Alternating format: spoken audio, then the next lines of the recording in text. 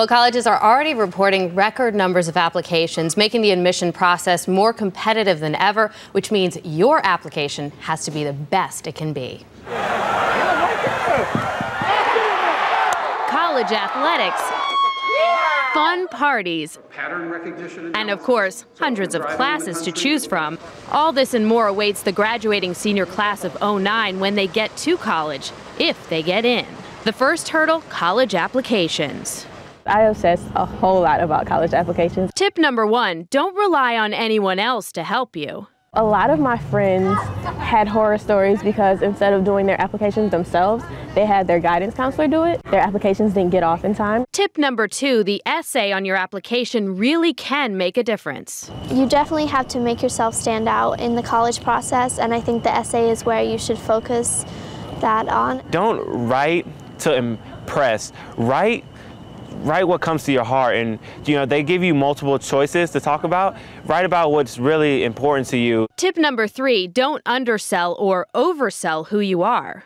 Just ask your parents, ask your friends and your family, anybody that's close to you that knows you best, to tell you more about yourself, how they see you, and tell you positive things about you that an admissions counselor would want to see. Tips number 4 and 5, don't limit the number of schools you apply to and visit as many as you can. Apply to as many schools as you think you need to. I didn't make as many visits as I would have liked to, and in the end that led to me putting in 18 applications. Tip number 6, stay organized. When it comes down to it, if you realize that there's something missing on your application on December 30th, you're in trouble. And the schools are not very sympathetic to missed deadlines. And tip number 7, don't sweat it if you don't get into your first choice. Wherever you end up, that's where you're supposed to end up. You will be happy. I think we're all too young to know what's best for us, and the only way you find out is through experience. And perhaps most important, please use spell check and grammar check. You don't want to send those silly mistakes off to the That's colleges. my pet peeve. That would be awful. What did these students say, Michelle, about the interview?